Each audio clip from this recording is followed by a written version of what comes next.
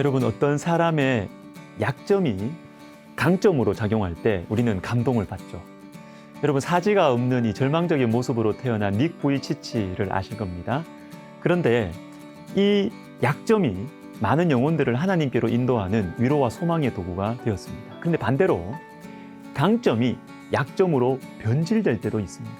실력과 재능이 월등하게 좋은 운동선수들이나 연예인들이 교만함에 빠져서 많은 사람들의 아픔을 주는 경우가 있습니다.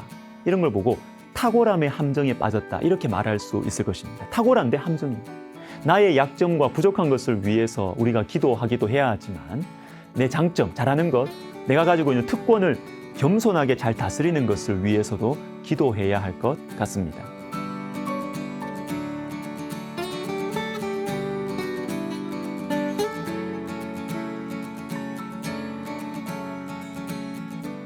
영생의 문제에 대해 관심이 많은 한 사람이 나옵니다. 예수께서 길에 나가실새 한 사람이 달려와서 꿇어 앉아 묻자오되, 선한 선생님이여, 내가 무엇을 하여야 영생을 얻으리까? 근데 이 사람은 예수님의 말씀을, 대답을 듣고 슬퍼하고 근심합니다. 22절에 이 말씀으로 인하여 슬픈 기색을 띠고 근심하며 가니라.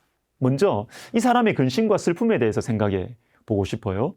말씀으로 인하여 슬퍼하고 근심합니다. 자, 여러분, 우리는 보통 언제 은혜 받았다 이렇게 생각하십니까? 하나님의 말씀이 분명하게 들려올 때, 그것이 내 계획과 다르다 하더라도 성경을 읽거나 예배를 드리는 가운데 나를 향하신 하나님의 뜻이 분명하게 들려올 때가 있죠. 이때 우리는 은혜 받았다고 합니다. 또 아무도 이해하지 못하는 내 아픔을 위로해 주시는 말씀과 하나님의 손길을 느낄 때 은혜 받았다고 합니다. 그런데 여러분, 이런 경우도 있어요. 아니, 많은 것 같습니다. 자, 예배를 예로 한번 들어볼게요. 설교자의 메시지가 들려오는데 이게 설교자의 메시지가 내 생각하고 같은 거예요. 내 생각하고 같으면 우리는 은혜 받았다라고 말을 합니다. 자, 오늘 본문에 나오는 이 부요한 이 사람은 자신이 예상하지 못한 말씀을 들었어요. 그런데 슬퍼하고 근심합니다.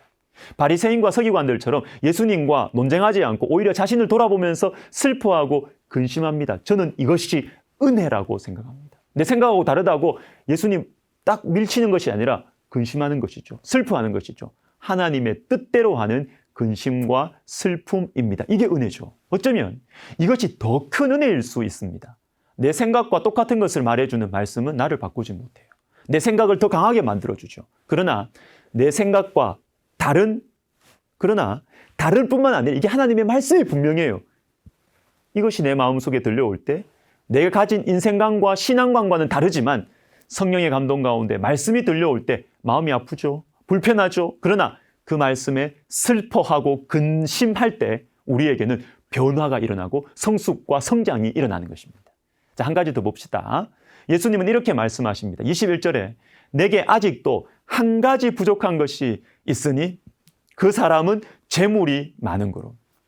그리고 바로 이어서 부자는 하나님의 나라에 들어가기가 매우 어렵다라고 하십니다. 여러분, 부유한 것은 좋은 겁니다.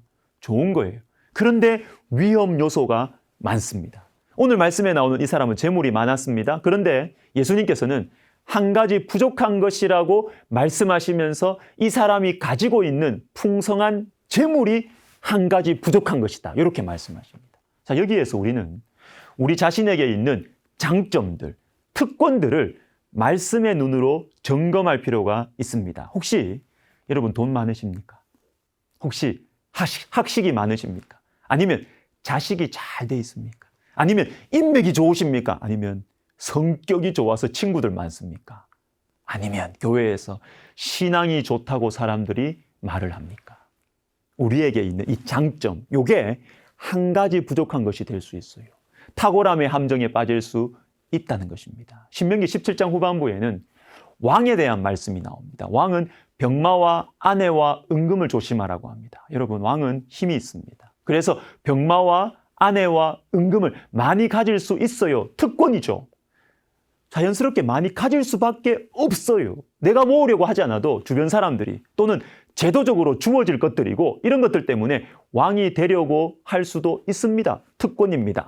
왕의 특권. 그런데 하나님께서는 병마와 아내와 은금을 조심하라고 하십니다. 나에게 당연히 주어지는 특권과 장점이 한 가지 부족한 것이 될 수 있기 때문입니다. 탁월함의 함정에 빠질 수가 있어요.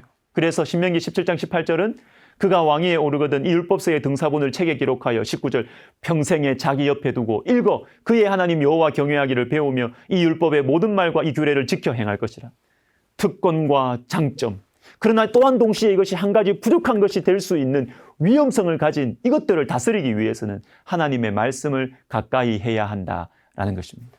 오늘 우리 마가복음 이 본문 말씀에서도 사람으로는 할 수 없으되 하나님으로서는 다 하실 수 있느니라고 하십니다. 여러분, 우리의 인격과 의지는 한계가 있어요. 아무리 겸손해도 아무리 청렴결백해도 이 탁월함의 함정에 빠지지 않기는 쉽지가 않아요. 왜? 부유해지고 강해지면 이 특권들을 누리기 시작하면 교만함의 함정, 탁월함의 함정에 빠질 수밖에 없기 때문입니다. 사람으로서 못해요. 그러나 하나님은 하실 수 있습니다. 하나님의 말씀을 가까이 하면 우리가 관리하고 컨트롤할 수 있는 것입니다. 사랑하는 여러분, 우리 모두에게는 장점과 특권이 하나씩 다 있습니다. 다 있어요. 먼저 감사합시다. 그러나 그 다음에는 조심하십시다. 풍성하고 강건한 것이 오히려 위험할 수 있음을 잊지 마시고 하나님 말씀을 묵상하고 따라가는 삶을 계속해서 살아가시기를 주님의 이름으로 축복합니다. 기도하겠습니다.